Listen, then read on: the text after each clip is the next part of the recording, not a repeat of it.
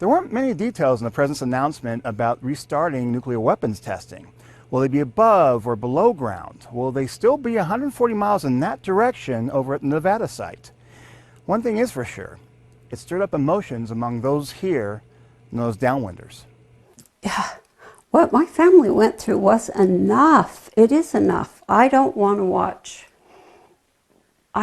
hold one more child while they die. I don't want to watch one more friend die. Claudia Peterson was among the downwinders in St. George who were exposed with few precautions to radioactive fallout from above-ground nuclear tests at the Nevada test site, which is now known as the Nevada National Security Site. Claudia and others sickened from radiation recently celebrated the return of the government's Radiation Exposure Compensation Act after it lapsed for a year.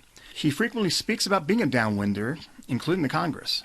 I was surprised when I was back in Washington, D.C. about the young congressmen and senators that didn't know what happened and weren't educated about the Nevada test site. And to think that we haven't learned anything from our past mistakes to start over again is just ludicrous. The president and government officials say a return of nuclear testing is necessary to keep the nation's nuclear arsenal ready to deter potential adversaries.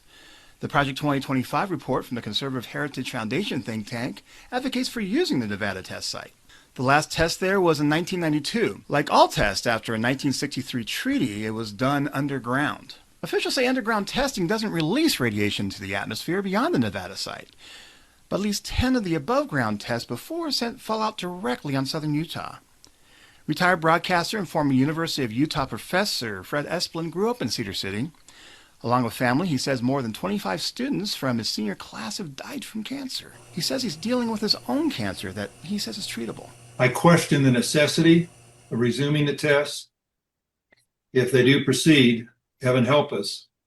If there are any increases in radiation coming downwind from Nevada, this detector just outside Desert Hills High School is how we're going to find out. Claudia says she's not reassured that the new tests will be safe. They told us that before. They lied to us before. They told us we were safe, and they'll lie to us again. From St. George, Chris Reed, Fox 13 News, Utah.